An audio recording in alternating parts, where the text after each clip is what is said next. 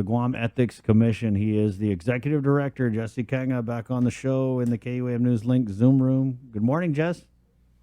Hey, good morning, Chris, and good morning, Jason, and to everyone listening on the day. Happy New Year. Happy New Year. How was your New Year's, Chris? It was pretty well. I slept through it, so I mean, nothing new. Yeah, Jess was saying down in his beautiful home village of Agate, things were a little noisy. I'm sure, yeah. Enough said. Yeah. Just leave it at that, right? Jess, so thanks for coming back on, and I guess we'll just start with what is the latest with the Guam Ethics Commission? Thank you, Chris. When we last spoke, I had mentioned that there was a opportunity for us to work with the legislature in amending our statute and allowing the commission to obtain legal services. I think that was discovered around September of last year when the AG opined that we could procure for all goods and services except for legal. And so the commission acted quickly, presented a resolution to the Guam legislature requesting for that change, and that a bill was introduced. And I'm very pleased to report and very grateful for the legislature having passed Bill 205, which inevitably got signed into law as Public Law 3667. So if I got my numbers correct, and I believe I do, now the commission is enabled to secure legal services, and I believe that has been a critical component that's been missing in order for the commission to actively hear cases.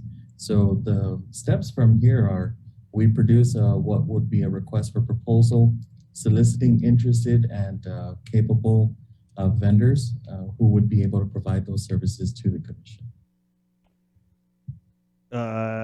So can the public now file complaints, and have there been any complaints filed against any officials?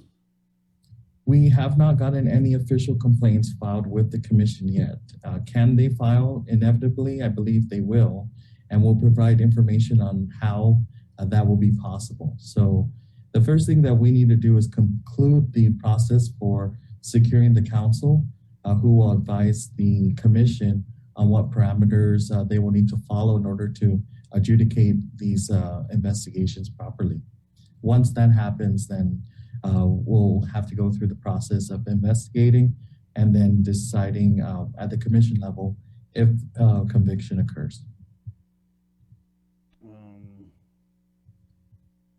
I want to say, Jess, I mean, no offense, but I feel like we've been asking this question for about a year, maybe a little longer, but what's the holdup though? Because I mean, so the Ethics Commission was it like 2019 when you guys were kind of stood up again?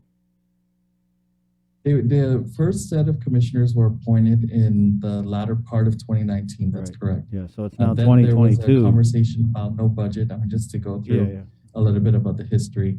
No appropriation to the commission that eventually came in 2020. They did a search in the latter part of 2020, and then in 2021, that's when I was selected to take on the role. So we started our meetings in 2021. The commission's been non-existent for so many years, and it's expected that as we start to begin operation, we're going to uncover things that need to be changed. The law that allowed the commission to have legal counsel was one of a few things that we raised that we were very grateful the legislature had amended to make the law stronger for the commission. Legal counsel, as you know, is very important. Even the legislature is considering that they won't be able to have session, at least considering that January might not have session because of the absence of counsel. So what more the commission itself? We know that's critical. We don't think that there would be any prudence in having these cases heard and not doing it the right way. And then, there might be a valid complaint that is mishandled simply because none of us have expertise in the law and have not been doing this properly. So you couldn't just like start accepting complaints and then just stick them in the box until you're all stood up? Because I mean, I just want to say that I feel like this administration has been blowing the horn that, like you just said, there hasn't been an ethics commission forever. Well, there still isn't one, basically, if people can't officially file complaints. And I feel like there's a lot of things happening where our elected leaders maybe can't, won't, don't have the willpower to pursue things through to the end. So I feel like the Ethics Commission, it should be something that the people like me or anybody here, Joe Sir, the average Joe or Cefa Cruz, should be able to watch the news and, maybe there's an audit about the port that's out, or maybe there's above step shenanigans that are going on, and they should have this avenue to file these complaints, especially if we're going to hold up that, we haven't had an ethics commission in so long, and let's break ourselves, our arms patting ourselves on the back for it. But, so where are you guys really encountering the roadblock? Is it coming from the administration, or is it just, it is what it is? No, and I mentioned that there was a requirement in the change of the law. So the commission could not have counsel outside of the attorney general unless there was an amendment to the statute which enabled the commission to do so. That law was just enacted December 27th, so right before the new year. We're the first week of 2022, and we've already started the process for securing the counsel as authorized now by that new public law. What will happen once counsel is made available is the commission is then able and empowered to adjudicate these claims with the guidance of legal counsel. So I hear you, and I want to assure you that that is just as important to us. We've been doing this as expedited as we can, but in compliance with the law. It wouldn't be fair because a lot of individuals that are stepping forward have expressed frustration or concern for what they believe is an injustice to them because officials have not violated the law in their eyes. So it would not be of any service to them if we in turn also violated the statutes, like doing procurement that's not sound, securing counsel while we're not authorized to do so. I think that sets a bad image. And quite honestly, out of all offices, we definitely need to follow the standard. We need to be a model that follows the law, and we're doing so. It is unfortunate about the timeline, but I think if you were to compare any other entity, we're doing incredible time, all things considered, since this has been dormant for almost 30 years now. And so a lot of these things are being uncovered now that there is actually an entity in place that is going through the process and then discovering where there were gaps in the original legislation and how we could bridge those gaps. So when do you anticipate that people can actually file an official complaint? I can share with you what is happening now. So the first critical step that's required is for us to obtain legal services. So we'll be issuing out a request for proposal, and then that's going to go through the statutory timelines that allow as many vendors as possible to provide their bids. And then once we review and select an award, we'll have counsel on board, and then we'll present it to the commission that with counsel, may we now begin the process for conducting these complaints and investigating the complaints and having the commission itself render a decision whether a violation had occurred or not. So I can't give you a clear timeline. I want to say this soon. We are already in the process of soliciting the vendor for legal services. So once that component is complete, then we'll know that I can give you a timeline for when complaints will start to be accepted and investigated by the commission. Have you guys had any members of the public or anybody reach out with the intention of filing a complaint only to be told that, oh, we can't accept it now because what you just said? We have. We've had a number. Just this week, I had someone come by the office. Our door's been open and we had an honest conversation. Clearly, that individual was frustrated and I empathize with that. But, I think at the end of the day, when we started to share our reasons for why we couldn't accept the complaint, that reality is we want to be able to handle this as it deserves justice. And we don't want to do disservice to their complaint, which may be valid, by not hearing it appropriately or in conformance with the law. So if we do this the right way, it is going to ask that they be a little patient. I think they'll be satisfied with the result, or at least satisfied that it was heard fairly for both parties. So you mentioned this week, but how many other instances did you have where people showed up to make a complaint or they express an interest in making a complaint only to be told that there's no framework for it now? I can think off the top of my head, there's probably a handful of individuals, and we actually keep a record of all the folks that have come by, whether through email or in person, to say that they want to lodge a complaint. So we keep that information on hand. So once the process does open up, we've assured each of them that we would reach out to them and say, please come by our office and let's go through the process and initiate it so that the commission can begin its investigations. So I think, Chris, even for yourself, you've mentioned since last year, there were a number of things that you thought the commission could consider or investigate to find if, in fact, there was a violation of the code of conduct. And I think once those processes open up, I'll be sure to reach out to you too and see where we might lead with that. So these instances were a handful, you say, are we talking about more than 10, less than 10 total? I can't say for certain, but we have a number, and we do have a listing of individuals that have visited our offices and have expressed an interest in filing these complaints.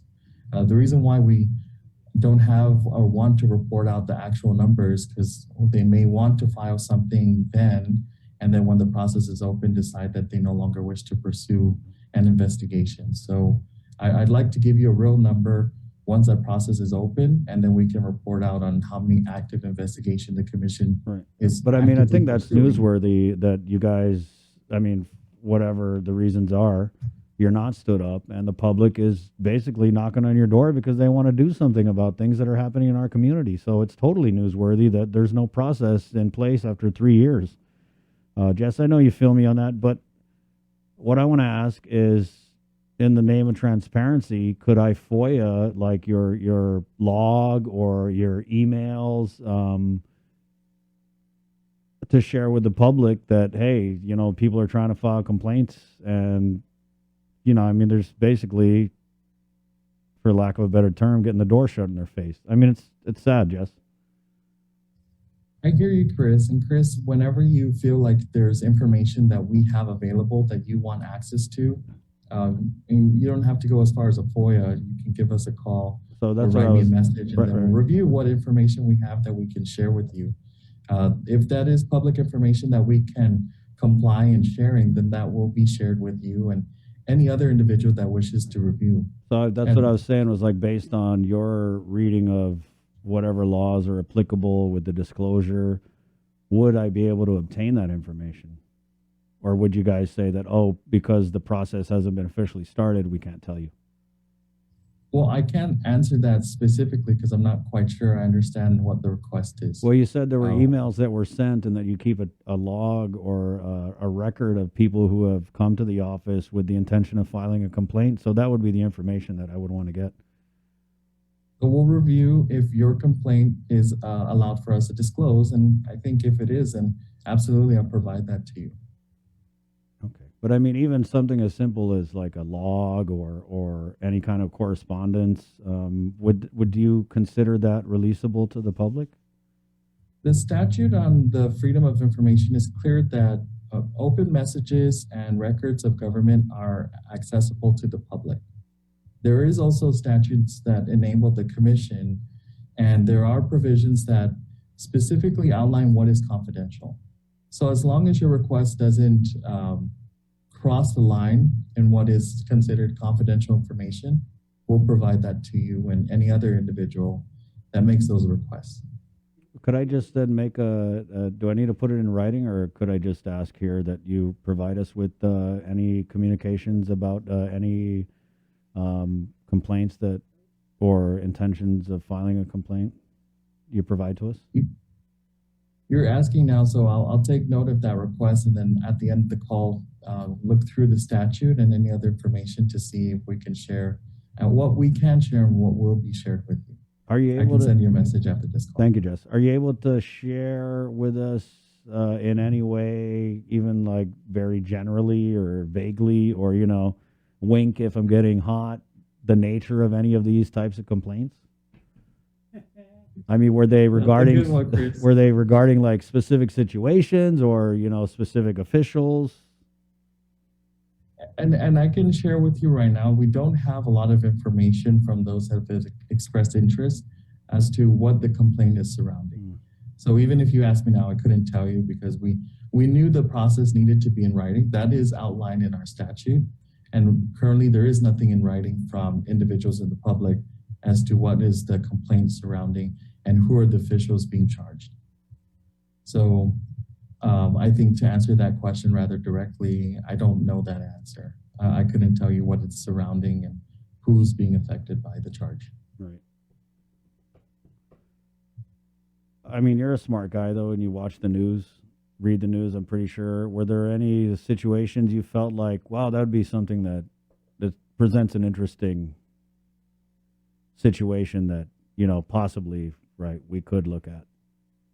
Within our statute, there are 3 things that we're unable to do. We can provide advisory opinions to individuals that before an act occurs wanted to clarify if there would be a violation having done an action. The second thing is to actively pursue, open up, and investigate allegations or charges against public officials who have violated the code of conduct. I can share that the commission, it would require 5 members of the commission itself to actively open up an investigation that isn't lodged from an individual in the public. I'm not a commissioner. That would be dependent on the commission and then them deciding whether or not to pursue an active investigation and render an opinion if a violation had occurred. I'm not sure. Do I read the news? Absolutely. But I don't know if I can comment on any specific situation, because if in the event that leads into an active investigation, we have to promote a fair and honest investigation and not have the perception that we were biased from the start. Right, yeah. So, I mean, that's why I feel even weird, like, bringing any situations up. But here's one. There was this above-step recruitment that was announced through the Department of Public Health and Social Services, and it was an attempt to recruit above-step sitting cabinet member, the deputy director of the Department of Youth Affairs, Crescinda Uggan, right, who is, again, a sitting cabinet member. Anyway, we're able to interview the governor on it, and as I'm sure you're well aware, having served in the government of Guam, there's a process, right, for classified positions in the government of Guam. And that process is you put in your application, and then, you know, in a perfect world, it's judged on the merits, right, and in the merit system, not based on, like, who's close with the governor or whatever. So anyway, we did this interview with the governor, and she said something that I think really raised a lot of people's eyebrows. She said that she appointed the deputy director of DYA to this classified position, which I know doesn't make any sense because you don't really appoint someone in a classified position. That's for unclassified. And anyway, so if I'm someone who applied for this job and I turn on the news and I hear the governor saying, oh, yeah, I appointed the person to that position, me as someone who applied for this job believing that it was a fair and open and, you know, a merit-based competition, I would feel that there was a huge ethical violation there. And, you know, I mean, I probably would, if I could afford to, get a lawyer and, you know, take it to court. And that's where you guys come in, right? That's where you would, like, this is why you exist. Correct. So the commission itself, you wouldn't need an attorney to represent you. It would be the commission who would act as the body that would actively investigate, use their legal counsel to read the laws and statutes relevant to the case, and decide if a violation had occurred. If the commission undergoes such an investigation, there would be due process also afforded to those that are charged with the allegation. This includes active serving as to the outline of what are the charges held against the public official and affording them 20 days to respond to the investigation before the commission deliberates on all the evidence provided, as well as the testimony and responses received by both the complainant and the person that's being accused. And from that, all the information compiled will be what the commission reviews and then actively deliberates if a violation had occurred and what to do once a conviction occurs. Do you think we should hire lawyers instead of commissioners, and that would just kind of do away with the whole counsel question? Well, it depends. I think the commission provides some added value. These are individuals that come from varying backgrounds with no relation to any official within the government of Guam. So a lawyer's perspective is different compared to other perspectives, which I think the commission helps fill. So here is a collection of minds that I think will probably or properly adjudicate any complaint, because they're looking at it independently and not having a different scope or lens to review it with. The lawyer is a tool that enables the commission to actively investigate and render decisions in compliance with the law. It doesn't negate that the commissioners themselves have the ability to see right from wrong and decide through majority if a conviction is held against a public official.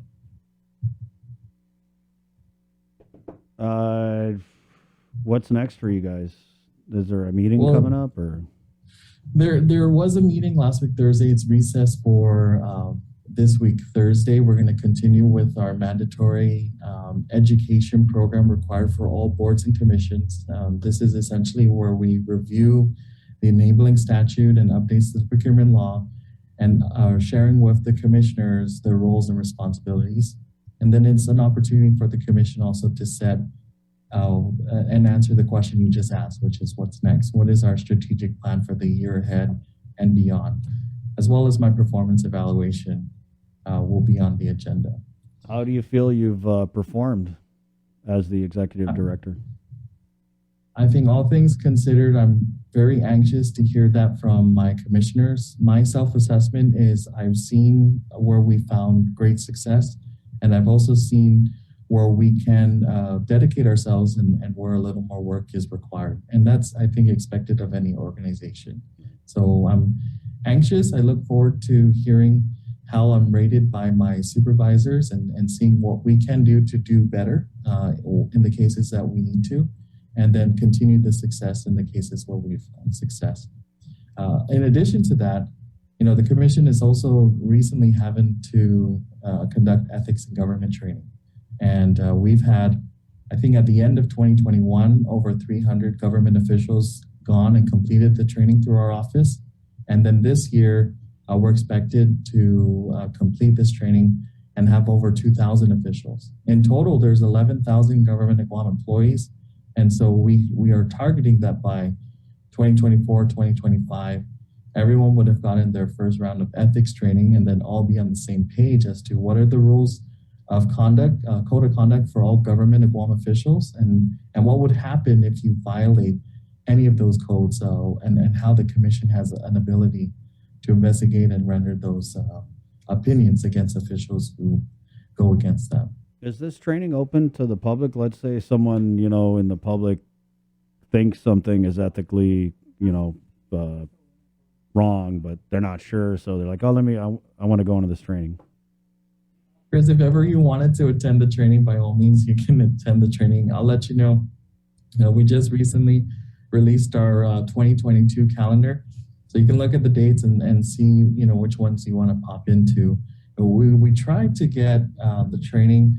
We know that within statute, there are at least 10 topics that have to be covered. It's a 4-hour workshop.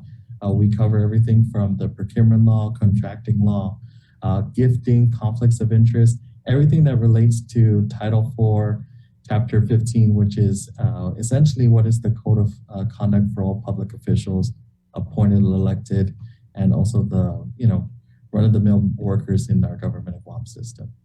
Last thing, just to maybe address the public. There's a lot of shenanigans going on. Like I said, we brought you on over the last couple years because I think people were hopeful when this Ethics Commission was established, because it did appear to be an independent body that we could take, serious complaints to, and there's no shortage of issues. So I feel like the public's frustrated, especially when we find out that people are trying to make complaints and they just can't. So what would your message to the public be? I want to share with the public that we are very much concerned and interested in having this process set up. We're doing this as best possible in conformance with the laws, and we're very grateful that we hope to have that soon. I think I was just talking with the chairperson yesterday. The commission has, at every meeting, wanted an update on when they could begin accepting complaints. And at our level, we're doing everything humanly possible to have that process up and running and as quickly as possible. So I think from that, I look forward to the day that I can appear in your show again and let you know not just about what the commission is actively doing, but maybe even a status in some of the investigations and what information we can share. So I look forward to that, Chris. Thank you, Jess. And then let me know if you can send that stuff over without a FOIA, and I appreciate it. Will do. Thank you so much. You have a great day. You too. Thanks for the excitement. All right. Was that exciting? Okay. I guess it was. 7:54. Good morning. It's Wednesday, January 5th, 2022. Yeah, that's frustrating. You know, it's frustrating because I remember in 2019 how ecstatic we were and how much credit we wanted for standing this ethics commission up. And that was the whole tone of the conversation was it's been forever. No other governor wanted this. Right? And here we are. And it is what it is. I mean, it is what it is, right? They can talk about the statute and talk about the law and talk about how they're moving as quick as they can. But, 3 years later, really, sorry, outside looking in, especially when you find out that there are people who are showing up to file complaints. That's huge to me. Can you imagine if you were so fired up and you've taken it to a senator, they didn't do anything. Maybe you took it to your mayor, they didn't do anything. Maybe you went and parked it out of loop, they didn't do anything, right? And so you see this beacon of impartiality, of independence, this Guam Ethics Commission, right? I mean, just the Guam Ethics Commission, it's up there. You know what I mean? It should be up there. And you show up to go file a complaint. They're like, oh, sorry, we're not accepting any complaints. We don't have a lawyer or whatever, but we'll take your name down. Yeah, it's a jaw-dropping, really, it is. And we need it. I mean, you've got the public auditor coming out with all these crazy audits, with these crazy findings, right? I feel like we need it. And there's certain senators who are trying as hard as they can, right? But just a couple. Really, there's a few, it's like a handful, right? I mean, I actually could count them on one hand. The ones I think are really trying to play that role of check and balance. So that's just frustrating, man. And I hope that we can get Jesse back on this year to say, yeah, bring it on. Send in your complaints. Because until then, what's the point, really?